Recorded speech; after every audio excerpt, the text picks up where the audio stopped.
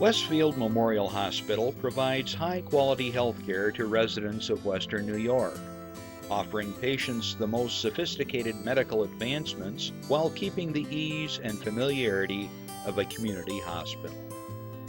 Support for Chautauqua Sunrise has been provided by WRFA 107.9 FM, Jamestown's public radio station, streaming online 24/7 at WRFALP.com. Low power to the people.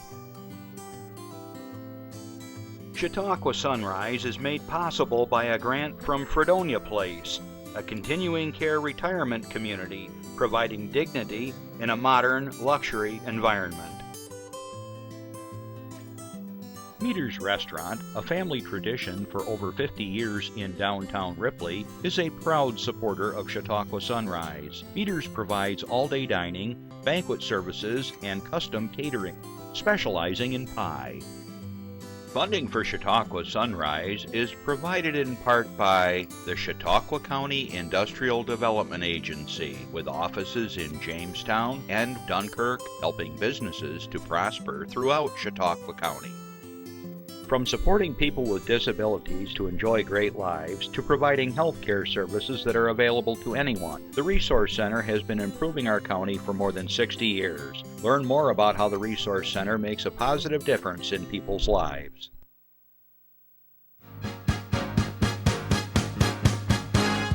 From the Access Chautauqua Studios in Mayville, it's Chautauqua Sunrise. Chautauqua Sunrise is hosted by Doc Hamels and supported by the award-winning volunteers at Access Chautauqua.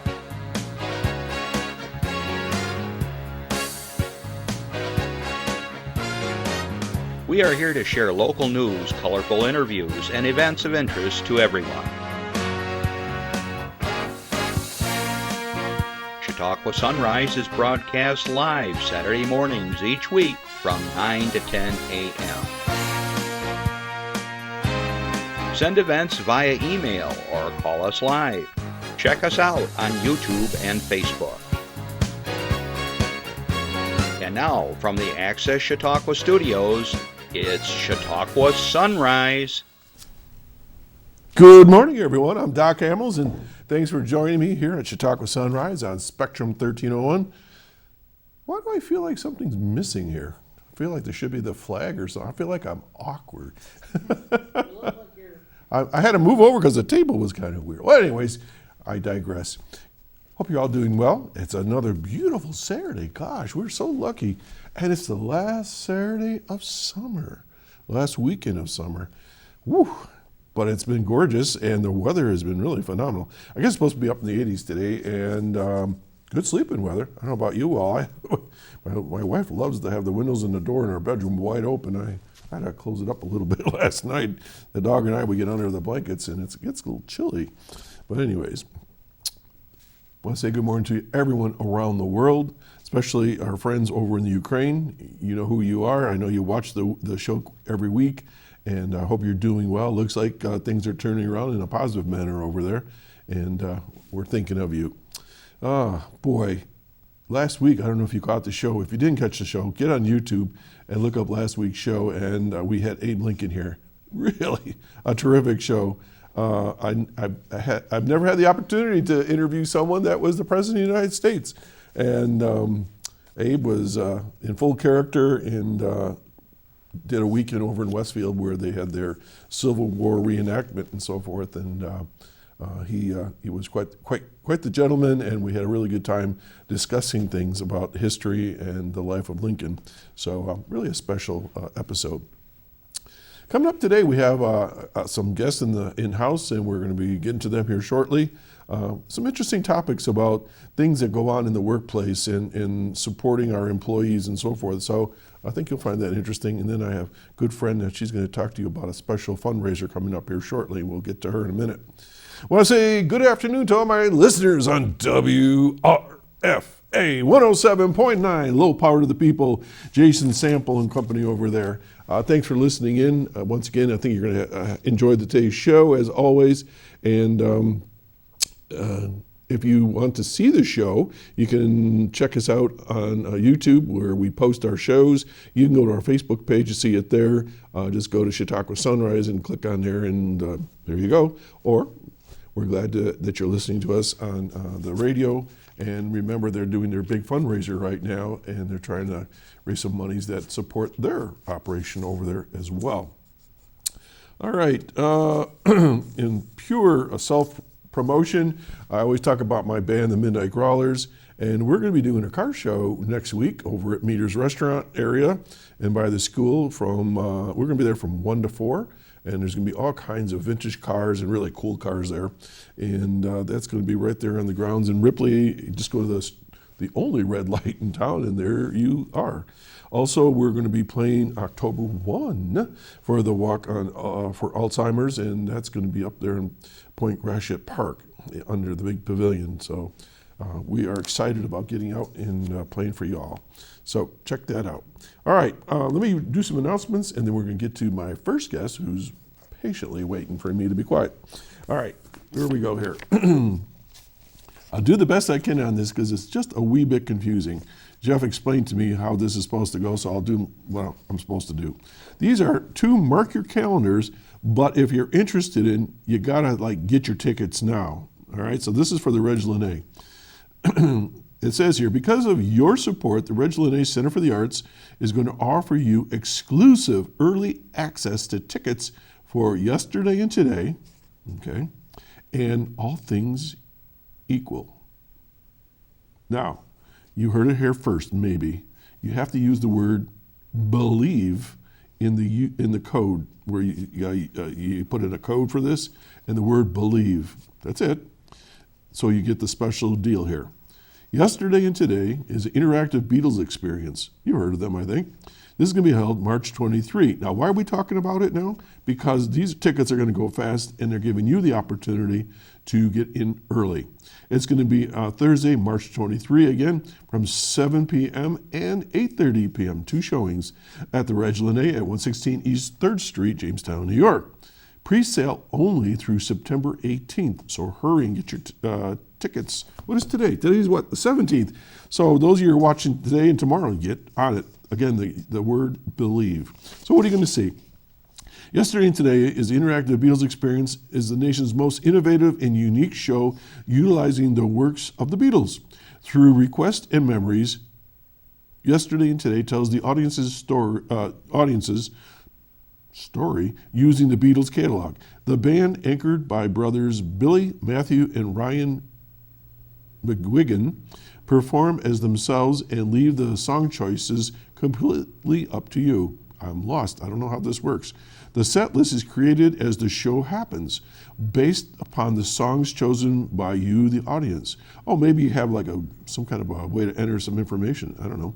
And the reasons that you chose those songs make up the narratives for the evening. Every show is different. Every show is interactive.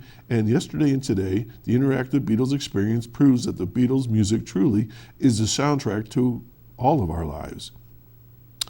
Sounds really interesting. I know that the Rolling Stones do that. They'll do a vote ahead of time, and they will allow the audience to choose the song of the evening, and they'll pick from 12 different songs, and people vote on them. And so I guess that's what they're doing now. All right, now, all things equal, the other movie is going to be, again, this is early access. This is going to be on May 6th, way out there, but still you can get your tickets early, 7:30 p.m. and 9 p.m. Again, at the Reg. Supreme Court Justice RBG welcomes a friend of the family to her cozy chambers to convey, over the course of 90 fascinating and often funny minutes, a sense of her life and its many trials, losing her mother the day before she graduated as valedictorian of her Brooklyn high school, being one of only 9 young women studying law at Harvard while also raising a daughter and helping her husband battle cancer, fighting for women's rights in the 1970s before condescending all-male courts and taking courageous stands for human rights as a voice of reason amid a splintering and increasingly politicized Supreme Court. An evening with great an evening with a great and compassionate icon of straight-thinking American justice emerges as RBG, who is not only notorious but victorious as she takes a stand for ordinary people facing the many challenges of a changing world. So bring your scrunchies, your hankies, your humor, and your heart to this entertaining and uplifting event. And again, that's on May 6th. So what do? You give them a call at 716-484-7070 or go to the box office Mondays and Fridays from 12 to 5 p.m. and Wednesdays from 12 to 8. So 2 cool movies. Some more movies. Here's another slide. We get all kinds of good stuff. Fire of Love and Where the Crawdads Sing. Again at the Reg Linnae Center for the Arts. So let's go to the Fire of Love. That's going to be held on September 21. Coming up this week is a new documentary from National Geographic. Boy, oh boy. Katia and Maurice Kraft love 2 things, each other and volcanoes. Sounds like a perfect marriage. For 2 decades, the daring French volcanologist couple roamed the planet, chasing eruptions and documenting their discoveries. Ultimately, they lost their lives in 1991 volcanic explosion, leaving a legacy that forever enriched our knowledge of the natural world. Director Sarah Doza and the filmmaking team fashioned a lyrical celebration of the intrepid scientist's spirit of adventure, drawing from the Kraft's spectacular archive. Fire of Love is rated PG and is 93 minutes long. I've never heard of them, but I bet that's really cool.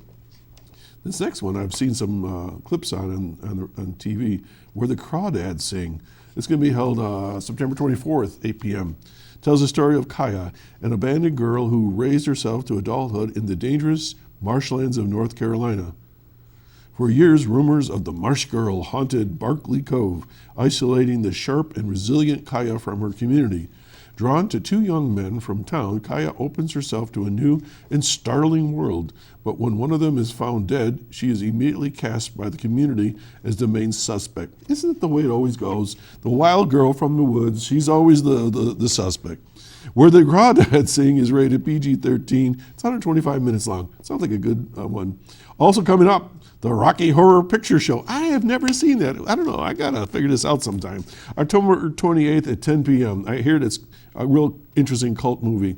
Movies at the Reg are sponsored by Silver Tree Seniors of Jamestown and Family Health Medical Services. Okay, tickets are usually $7. Again, 484-7070. All right, on to the next. Tapestry. Chautauqua County System of Care rebrands and launches a new website. Tapestry was developed in 2008 when the first cooperative agreement was awarded to the Chautauqua County Department of Mental Health by the Federal Substance Abuse and Mental Health Services Administration. After 14 years and 2 grant expansions, Tapestry has rebranded and launched a new website today. The initial grant was called Chautauqua Tapestry System of Care. The name Tapestry was selected to represent the weaving of supports and services to create a warm, available, and responsive network. The second Tapestry grant was awarded in 2014, and 2.0 was adopted to empower this group's work to have a more pervasive and enduring impact on the county and region. The joint strategic initiatives of this group, Tapestry 2.0, include the following: promoting educational health and wellness, addressing the prevention of substance abuse and mental illness, increasing access to effective treatment, and providing recovery support. Ooh, heavy stuff. In 2019, a third grant was awarded to focus on 2 specific age groups in this area. Young children ages 0 to 8, experiencing serious emotional disturbances, receive activities and services that reflect the unique characteristics of families living in Chautauqua County. Simultaneously, college-age students 18 to 21 in the transition to adulthood receive integrated supportive care. So folks, obviously there's a need in our county, as there are in many, many, many places in our country. So this sounds like a really great opportunity to receive services for folks that might be struggling out there. The new website, and you go to, it's called Tapestry CHQ, so it's all one word, tapestrychq.com will be a central location to streamline information about programs and supports for our children and youth. The website highlights community partners providing services in Chautauqua County. The Tapestry Resilience Initiative operates locally under the supervision of the Chautauqua County Department of Mental Health.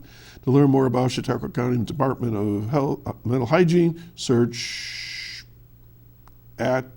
do a search at Mental Hygiene CHQ. Woo. So it's search at Mental Hygiene, all one word, and add to that CHQ, and that gets you there. All right, some of these addresses are kind of interesting. All right, events this weekend. Right now, Bemis Point Fall Fest from 10 a.m. to 5 p.m. each day in Bemis Point, New York.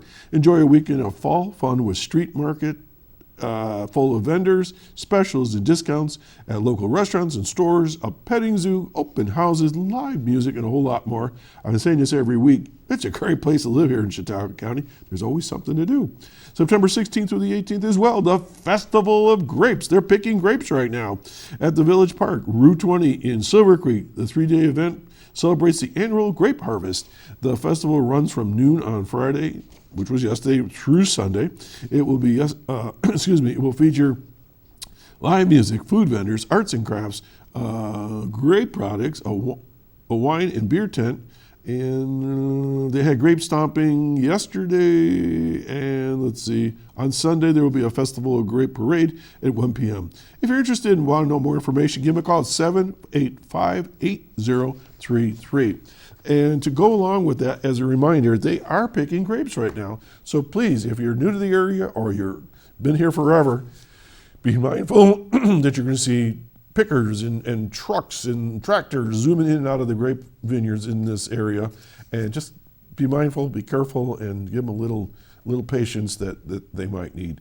Now, my next one is a slide that I'm not going to even talk about because I have someone that's here to talk about it. So I want to welcome back to the show, who's been here a number of times, Dana Corwin, who has a new title. I'm not going to talk about what you do for a living. You have a title called Chairperson of the Walk to End Alzheimer's. Did I get that right? I do. Awesome. Walk to End Alzheimer's. It's an annual event, and I've been on the planning committee for a couple of years. And this last year, they said, Dana, would you like to be the chairperson? And I said, yes. Only because I've never worked in that capacity, so it was an honor to be asked, and it's an honor to work with the planning committee. So another great weekend in Chautauqua County. I totally agree. We live in a great place. It's an amazing place. Just think of all the things that you just talked about. Yeah. I mean, there's so much to do here. Long story short, that's kind of why we moved here. Mm-hmm. My family lived in Maryland, and we moved here, I want to say it was about 17 and a half years ago. And I have not done half the things you just talked about. I still got to go to the Rocky Horror. I know. I always hear about that. There's so much to do. I live a sheltered life. I do too. But I'm happy to be here with you today, and thank you for having us again. Absolutely. We've been here probably, 4, 5, 6 years in a row talking about the walk. Right. So that's what we're here to do today. I brought some things so we can show you. I'm all about, visual things for me, but the Walk to End Alzheimer's is scheduled for October 1st. That's 2 Saturdays away. It's up on the board. October 1st, we have a great group of volunteers. We have a great regional section. The Western New York Alzheimer's Association is coming down to help us with the walk and manage the walk, and we've got some good things this year. So when we talked about what we wanted to do for the walk, it's very personal to me, not only in my work as a nurse and my work at the Office for Aging Services as the Director for Aging Health Services, but this is a personal thing. My mother passed from Alzheimer's. Oh, dear. And my family, even though, I'm a medical nurse and worked in geriatrics for a number of years, it changed the trajectory of our family. Yeah. We cared for my mom, and it was an honor to do so. We had lots of fun. We tried to live in the moment as caregivers and enjoy the moment that was in front of us. and it's difficult being a caregiver. Not everybody has all of the resources that they need and all of the support that they need. And that's where the Alzheimer's Association comes into play. We have a tremendous resource that we can utilize. I'm also a proud mom to say my daughter is a social worker for the Western New York Alzheimer's Association. And she was here not long ago. And she was here not too long ago. You guys she's like a mini me. She's a is. mini you. I mean, it was like talking to you, but in a different, little smaller form. And proud mom keeps going. I have two others. I have one that's a nurse, a registered nurse, and then one just started her physical therapy training. So, and really, when I look at my family's experience with Alzheimer's, it came out of that experience, that my children and my husband and I worked to provide dignity and compassion and fun and caring to a wonderful, wonderful woman. So I honor my mom, Yvonne German. She's been gone 5 years now, never forgotten, always in my mind. Every day she touches my life still. Well, when Claire was here, we talked about, we couldn't nail down statistics, but I think if you go to any family, anyone that's watching right now, somebody knows somebody that's dealing with some form of dementia. And it may not be Alzheimer's specifically, but it's almost all the same after a while, right? Right. Dementia is that large umbrella term that talks about memory impairment, that could be memory loss, cognitive function, executive functioning, and the Alzheimer's Association is an excellent resource to go into all of that. But on October 1st at Point Gracia up in Dunkirk, New York, it is a beautiful park there. It's just lovely. The weather's going to be great on October 1st. You can register ahead for the walk. We are looking for more teams to participate. So we still need maybe 10 or 15 teams that will get together and do some fundraising and then come out and walk, have that walk experience. We have an MC, we have entertainment. We have the beautiful vista that we're going to be walking around, and we've got all kinds of things happening. I brought some tchotchkes. This one, I'll see if it doesn't fall off my lap. I noticed your dog picture. Is that your dog? That's Brody. Okay. Well, a couple years back, I guess it was the last time we walked in person, which would have been 2019. My dog, Maggie, was there, and she actually wore this cape. Now, she's no longer with us, so I'm very sad about that. But one of the things we wanted to tell you about, October 1st is the walk. You come and you need to register or sign in that you've already been registered about 9 o'clock. 10 o'clock, the opening ceremony happens, and then we're charged the walk route, and we have some exciting things happening. One of the things I really wanted to do with this walk, and one of the things that the committee's been doing, is thinking about how can we really celebrate working with Alzheimer's, whether it's professionally, whether it's personally. So we've got a couple new things this year. So one, if you get a team together, you make donations, you raise money, there's little things that you can win. You can win shirts, you can win capes, you can win socks, you can win hats, you can win water bottles. There's all kinds of things. So there's lots of incentives. This is something, he doesn't actually go with the Alzheimer's Association, so I'll put a full disclaimer, but it's a little elephant. A lot of people kind of put elephants and remembering together. And a shout out to my mother-in-law, Carol Corwin. She sent this up for one of my daughters, and I borrowed it for today. So we are the Walk to End Alzheimer's. It's October 1st. A couple new things. We've got some entertainment, as you mentioned. We've got under our pavilion after the walk, we've got Doc's band, the Midnight Growlers. It's not my band. I'm part of the band. The band. The band is going to be here later, and they'll take great exception. It's not my band. And we're so thrilled to have you guys. We are extremely excited. And I'm going to tell you on a personal note, 3 out of the 4 of us have or had someone dealing with dementia in their families. Exactly. So, I mean, that's 75%. Well, that's one of the things that I wanted to talk about this year. Something new that I believe they do in other walks, but I really wanted to bring to Chautauqua County is a memory board. Actually, we have several memory boards. So those of you who are out there that are coming to the walk, and I hope it's tons of you that are registered or want to register and come out to the walk, we encourage you to bring a picture. Bring a picture of your family. Bring a picture of your loved one. That's been affected by Alzheimer's. I know mine has. You just said, 3 out of 5. 3 out of 4 of us, yeah. 3 out of 4. So when you talk to people, no matter where you are, whether it's the grocery store, a couple weekends ago I was up at the Buffalo Wing Fest, and I was actually volunteering for the Alzheimer's Association, and we were selling the tickets to get in the door. And not everybody that came up to the table knew who we were, even though we had it plastered all over. And they were like, so what is the purple shirt for? And we said, the Alzheimer's Association was there, and they said, we're the Alzheimer's. And the fella's face just changed. She goes, my mom passed. Yep. I know your services. I didn't connect it until we talked about that, but just the amazing things that the Alzheimer's Association can do for people: education, care consultations, Purple Sundays, fundraising for services. We've talked about the services here in Chautauqua County that come through the Office for Aging Services. There's a huge program grant through the New York State Department of Health, the New York State Office for Aging, and the Alzheimer's Association.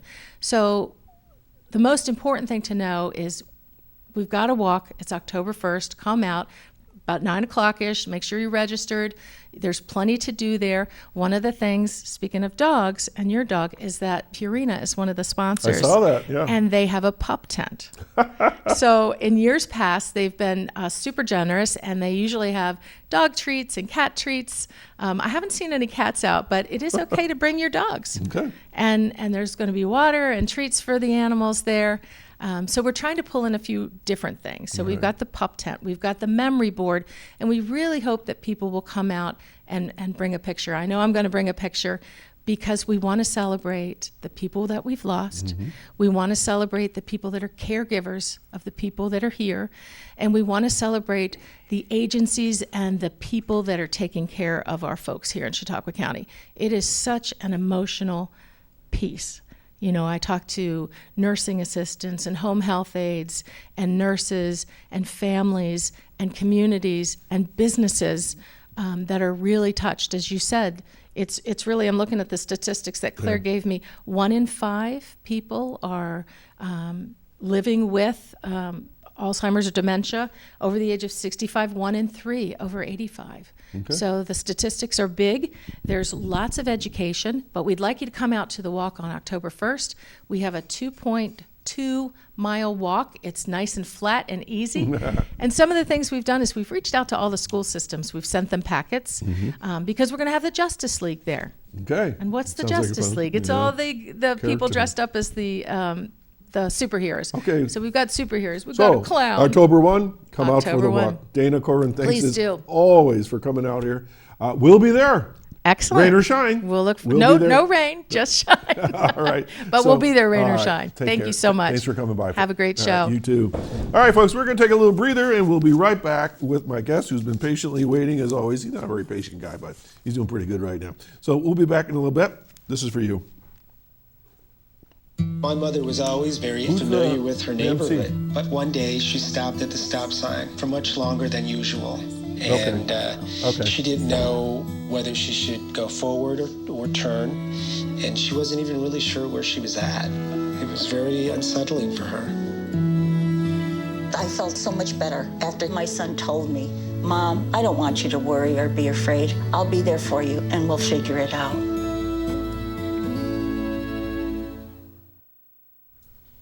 Okay, we're back. Well, we just heard from Dana Corwin about Alzheimer's Walk on October 1, and it's just one of those things that we need to talk about openly here in the county. And whether it's Alzheimer's or it's addiction that we talked about it with the Tapestry group there or whatever, there's things that are going on in lives that they're with people that sometimes we don't even know what's going on. And my next guest approached me some time ago and said, "We got to do this show." I go, "About what?" And we're going to talk about what it's like in the workplace and some of the issues that folks are dealing with that, they walk into work and you don't even know what's going on in their lives. So I want to welcome to the show Bob Bentley, who is the manager of Meeders Restaurant, where we all eat here in Ripley. Thank you, John. You're welcome. Manager, that's kind of a loose term for me. I'm not quite sure exactly if that's Well, Sheila accurate, won't let but you It's be close called- enough. Sheila said that's what the term we had to use. Okay, we'll go with it today. So why did you approach me on that? I mean, you were like intense that day. It's like, we got to do this show. So what was your thinking? Well, I guess over the past 2 years, 3 years since you've had me here, which we're going to discuss later too, I could be on here quite often. And some people are here 6, 7 times. Yeah, okay, buddy. But with that being said, just since COVID, I guess it's because it's at the forefront of what we do, mental health issues, but there's a lot of issues in the restaurant industry, and I guess I want to share all that of what we go through as managers and what our employees are going through with the stress that they're feeling in their own lives. And so what you're saying is since COVID hit, our lives are different. Everything's changed. Everything's different. I mean, we see it all the time as we travel around the country or interview people, and we talk about the same thing, Bob, is that things are heightened. We're not back to where we were before, and I don't know if that's good or bad, but it's different. Well, we can say it's not good. Okay. As far as managers Yeah. and owners of a business, a few Sundays ago, we had 5 call-offs in the morning. What does that mean? Sunday morning means you're scrambling, you're struggling. You had 5 employees that didn't call in? 5 employees call off, just couldn't make it in, didn't feel good, whatever reason it may have been. We won't. Everybody has a different I'm assuming reason. that's rather unusual. That's on a Sunday morning? Yeah, that's crazy. You're trying to fill it, and it affects. What happens is people don't realize it affects the entire business, meaning, you call your afternoon people in early. Now who do you got to work the afternoon shifts and the evening shifts? But let's back up a little bit and talk about what maybe the managers and the owners are seeing in the industry. And Tuesday we put our orders in. Wednesday, Thursday are delivery days normally for us. And the first thing that happens after the delivery is we pull the invoice out and we gasp it. It's doubled pretty much from what previous years would have been. All right, so what are we talking? Hamburger? Food, everything. It doesn't matter. Haddock, Fish Fry Friday is huge at the business, and we're looking at $38 a case 3 years ago, 105 now. Burgers up and down, all meats are up and down. We're actually seeing a little bit of softening on that right now, which is nice. Chicken was going through the roof there for a while too, I heard. It was getting something. I mean, the first thing we ask each other is what didn't they send, what did they substitute, and what doubled in price. And it's really that approach every week. Well, without naming the company that you get the stuff from, I'm assuming that you get this from some kind of a warehouse? Is that how that works? Yeah, we have 3 local suppliers, and we do the local shopping. We'll use the farm markets this time of the year, but we also do, and their prices are always pretty steady. But then we'll do a couple of. Are we allowed to name names, or we do. Do what you want. I like to leap over the boundaries. We do Sam's Club now. We do Aldi's, and we specialize on what we're buying there. It seems to be the same things because we can save money. 2, the quality is what we feel is still good. Well, you're in business, And with our bigger suppliers though, it's always about quality first. Especially when they start substituting on you, and they're behind a rock and a hard spot. But I was told the other day that sugar is going to be a shortage. We got Thanksgiving pies come up. We'll do 500 pies for Thanksgiving, and what do you do if you don't have sugar? So you do 500 pies for one day? For that day, yeah. Yeah. Okay. It starts a week ahead with the frozen pie business. Yeah, but still, so that's people a are lot of pie. popping in and getting 3 and 4 pies for Thanksgiving, and then they want us to cook some of them. So on the day before Thanksgiving is usually 200 to 300. So this is putting a stress on you, and that must kind of roll off on the employees, I would think. Yeah, we share the stress. There's no doubt, because they'll come to us and say, "Hey, we're out of peanut butter." Yeah, I know it didn't come in. Well, there was a recall on peanut butter about 3 months ago, right? Yep. So there's always something that it affects. Was it like this before COVID? Not at all. No, you put an order in, you knew you were getting the brand you wanted, you knew you were getting the product you wanted, you knew you were getting all of your product. Sometimes you order 2 cases of fish, and it comes in as 1 case or a part of a case. But with all the negative that's part of that, I really want to say that it's made us better. I believe it's made us better because we've been more creative. When you don't get something in, you go out and find it. I'll tell you, 4-piece chicken dinner. Oh man, I got my butt kicked by a customer because they started sending us 3-piece chicken dinners. Now, what happened to the extra part of the chicken, I'm not quite sure, but we're only getting 3 pieces. And at a certain point, they're substituting brands. We don't like that because we get used to a brand, our customer base gets used to it. And the different tastes, different flavors, different textures all play into it. Where the animals were raised in it. So by getting better, we're now buying 4 pieces of chicken. Wait, let's go back to the customer with the 3-piece. So how'd you fix that? Apologized. Arms up. You know, one guy come in, we raised the price of the fish fry, and he says, you know, buddy, I can't afford to eat here anymore. And I says, I can't afford to buy gas anymore. I can't afford, you know, we feel your pain. We really do. It's all rising together. Yeah, it just does this, and, you know, minimum wage went up, and everybody's still farther. I mean, actually, I think most people are minimum wage are farther behind. But we, so, you know, I apologized to him. I told him, you know, $38 a case. Now we're paying $105. And in fairness to the supplier on that, we now get it forced us, when we couldn't get the fish we were buying, which is a Norwegian haddock, we only want a once frozen at sea type product that's better quality. So then do you offer like a new creative dish that maybe you don't have to, as a special, you know what I mean? In other words, if you can't do the full fish fry, for instance, do you do something different? We're always looking at new recipes and new things to do, and we put them out there and we try them on the special board before they hit and we've done that with fish. Back to chicken there. So what happened with the chicken is we now buy 4 pieces of chicken. We boil it, cool it, season it, pan fry it, freeze it, and then we cook it. And we're doing all in-house now. And actually the response to that chicken is, you know, they got some Colonel guy that they say he's got the best chicken around, but I wouldn't know. You got to try ours, it's better. But same thing with fish. We have a seafood excursion that's made totally in-house. It used to be a bought-in product that was deep-fried. Now it's all grilled, pan-fried. Okay, so what you're saying is because of the circumstances, you've been forced to change what you've done. Yeah, we've gotten better. The food's gotten better from that. All right, so we really like that part of the pandemic. All right, so if there was a good part to it. Yeah. All right, so you but that still causes stress, does it? When you have to say, "Holy crow, what are we going to do now? How we got to come up? Somebody get them a cookbook out of it, or whatever." How do you do that? Yeah, the creative part of it is honestly what I enjoy the most, of creating different meals and different flavors. And you know, it's not even a 50-50. It's a 60-40 success rate because your clientele may not respond the way you think they will to something.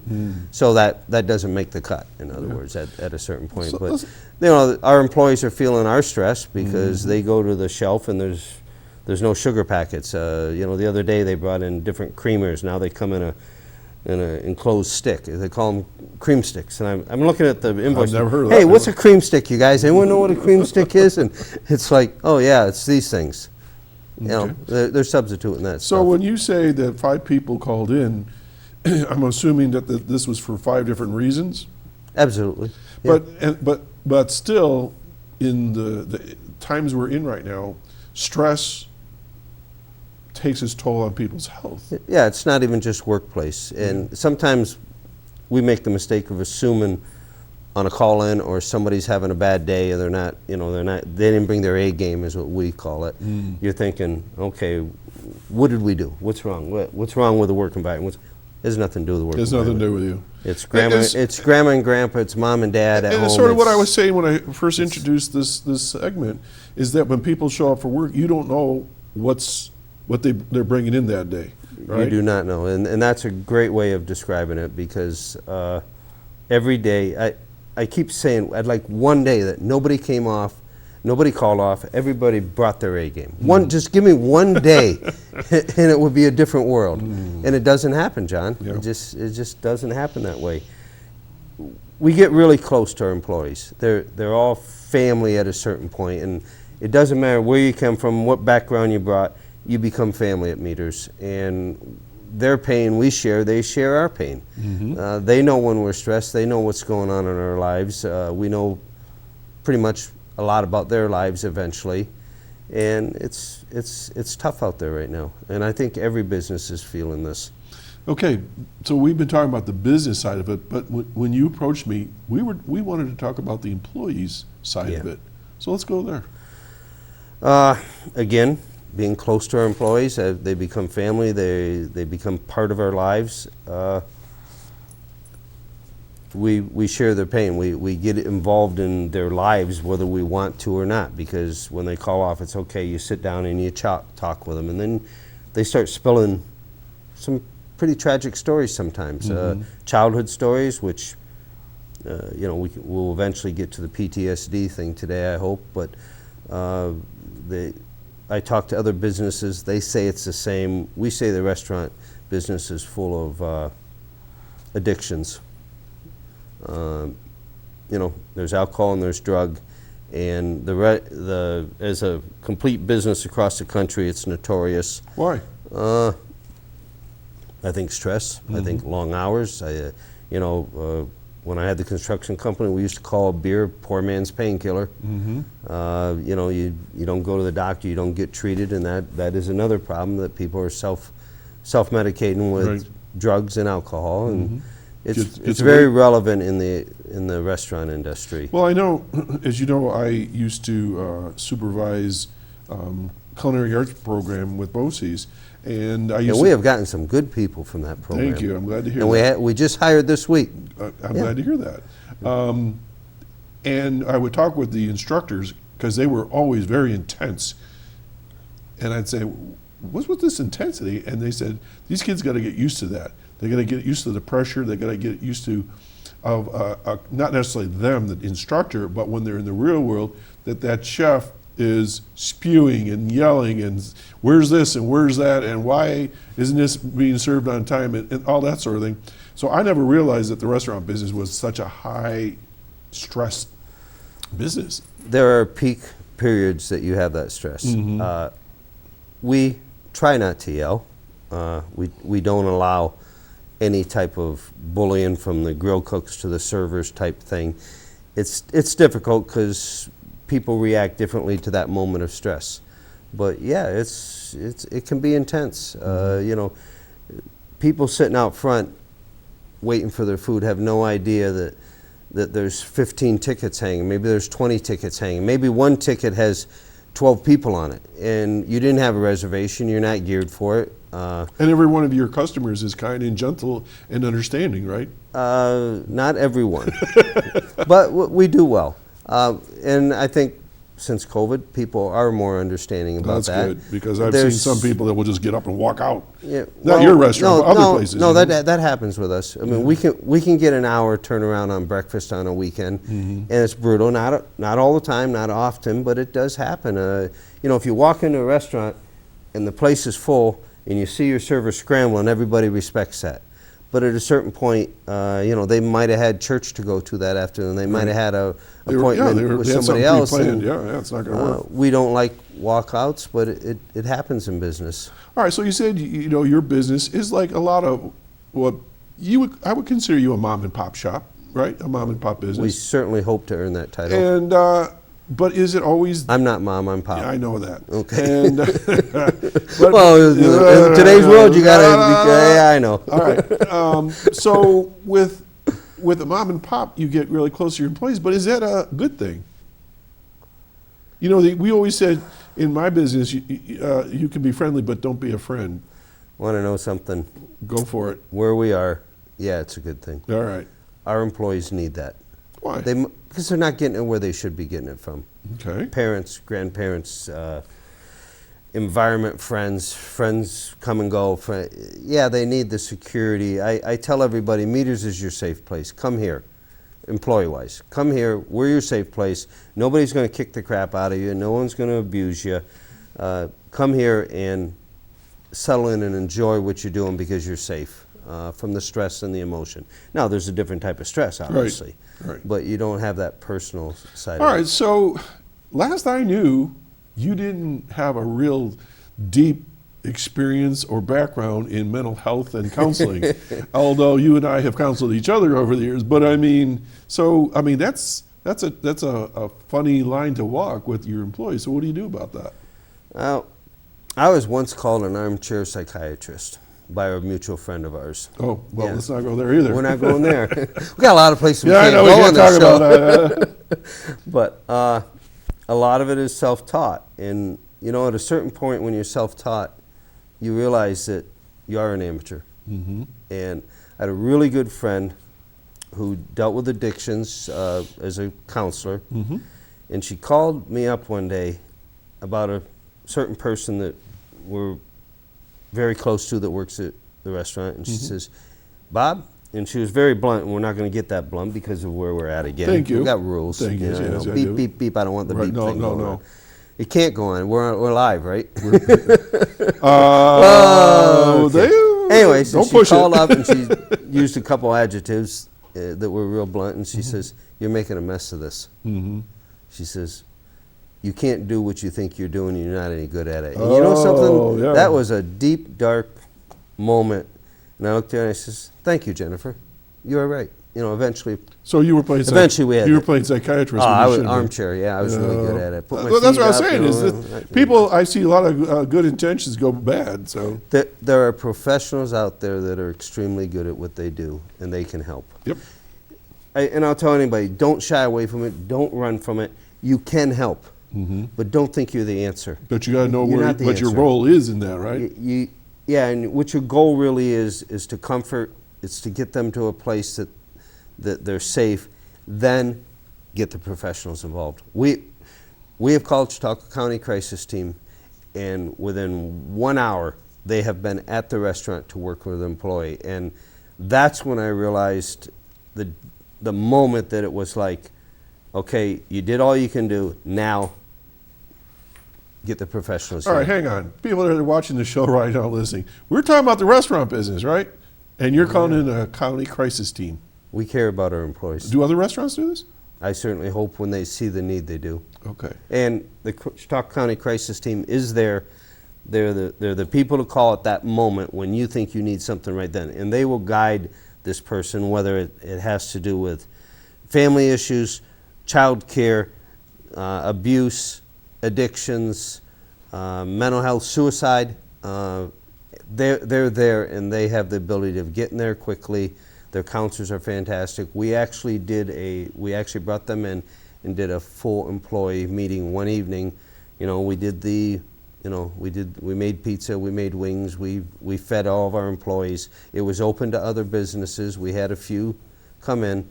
I would tell every business owner out there to please call them, talk to them about what they provide. Let them be part of your business. They're a very big part of our business. At the end, we had 4 employees that asked them to continue with them. Now, in my And world, we should have had 8. in my world, it was called the Employee Assistance Program, where you could refer somebody for counseling for alcohol or drug management, rage disorder, or whatever. So you had an evening with all your employees, right? Yep. We closed the restaurant. Closed the restaurant, Yep. and you brought this team in to talk about what? What would they talk about? They talked about the things I just listed. Are you a pregnant single mom that needs Okay. help? That you need help? Do you need formulas? Do you need diapers? Do you need education on how? Maybe you're young. Do you need education on how to do this because you didn't get it at home? They'll talk about the suicide, the things that lead up to suicide, the ways to stop suicide, the way to get somebody off the edge. That's what they do. Addictions, PTSD. PTSD is so relevant, and it's such a deep, complex issue with people. I talk about the side effects of PTSD: addiction, depression. Okay.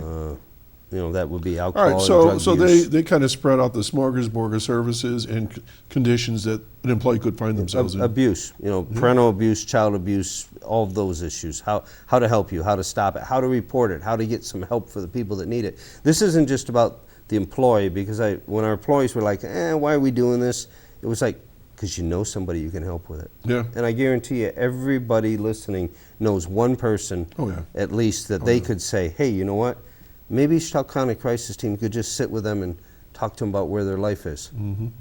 A question came through is how many people do you normally have on a shift? So, I mean, how big? Depends I on. mean, in a perfect world, on the schedule, how many people from all total in one shift? Oh, let me see. Yesterday,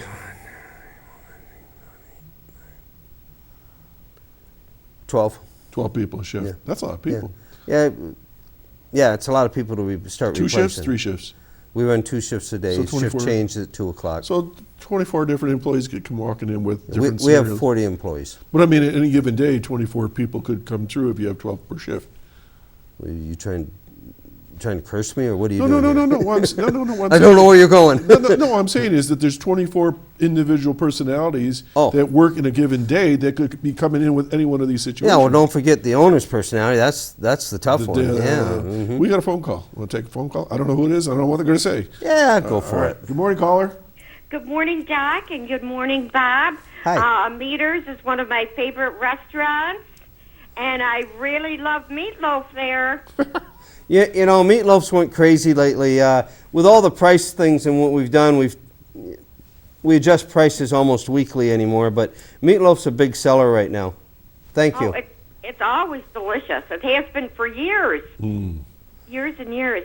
And, you know, people have to understand how hard it was for innkeepers and people who had restaurants with COVID, and now the prices of groceries.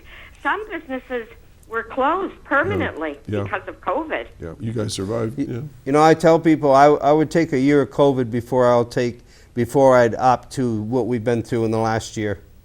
Yeah. I really would. It's gotten worse, and maybe it's because everything came to the top of the cream came to the top, right. Or something, that we're dealing with all these things. But it's real out there, and we talk to other businesses, manufacturing businesses, supply businesses. Sometimes one of our suppliers from here, they don't have enough drivers to get the truck there on Thursday. We get a Friday delivery, but what happened to the things that we kind of ran out of over the week, and Thursday was going to be the perfect day to get things in, and they didn't have a driver. It's happened a few times. You're getting trucks loaded. One night we were there at 9 o'clock when the truck got there, and the guy looked at me and says, they have nobody in the warehouse, so they're dealing with it too. Yeah. I don't know if you want to say it goes downhill or it goes uphill, but it all happens that way. Well, it has to go down before it goes up. I don't know. I think it's at the bottom right now. It's on its way up because prices are easing, and they said the supply chain is getting better now. Well, that's good. Yeah, other than what they're saying about the transportation strike coming, then everybody's starting to panic over that. We do what everybody else does. You hear, I mentioned earlier in the show, I think that sugar's going to be a shortage right now. We're buying a pallet of sugar this week. We're buying a pallet of flour so we can get to Thanksgiving type to get just for the pies. But one of our suppliers runs out, we call the next one. Well, everybody's called the next one by then and then you got the domino effect that product is not going to be available right now. But a lot of good has come from it. I really believe we've gotten better. I think our food's gotten better. We've been creative with recipes. With our clientele, sometimes that's not always a positive because they say, why are you changing things? Well, sometimes we're forced, and sometimes we're trying to adjust to the new generation of food and flavors and spices that they take. So, but if you like a challenge, buy a restaurant. Linda, are you seeing some of the things that Bob's talking about in your travels? Oh yes, yes.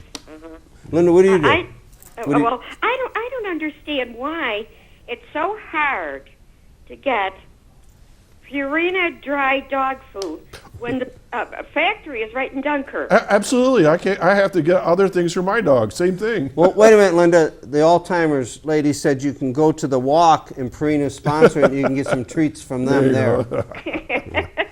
But yeah, it's sometimes it's bizarre things that you're like, what do you mean you don't have that? How's that possible? It's never been that way in this country. Honestly, I think in some of the third world, maybe even European countries, it's been that way for years. It's just in America we don't expect those type of let's problems. just hope it's a temporary thing, huh? Yeah. Well, I can remember years ago when we had Cisco in Jamestown. You could drive right to the right to the factory and get the food Yep. at a discount. Why can't factories do that now? That's like it. Purina, why can't we drive down there and get it? That's the old Flickinger store. If I remember back to my younger days. Yeah, Run over to yeah. Flickinger's and get something. Yeah, Flickinger, and then it became Cisco. Right. Well, we're not solving too many problems, but at least we're identifying them. maybe somebody's listening that could change it. Here you go. That's how it starts, right? Okay. Well, Lynn, thanks for calling in. Okay, have a wonderful weekend. You too. Thank you. See you at Meeders. Ask for Bob. I'll cook for you.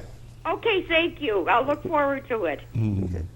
Okay, so, you caught my attention when you said that you called a crisis intervention team when you had a person in crisis. Was it a meltdown? What I mean, you don't have to talk about the person's name, but what was the situation? It was a casual conversation between that person and another employee that brought it to me, and they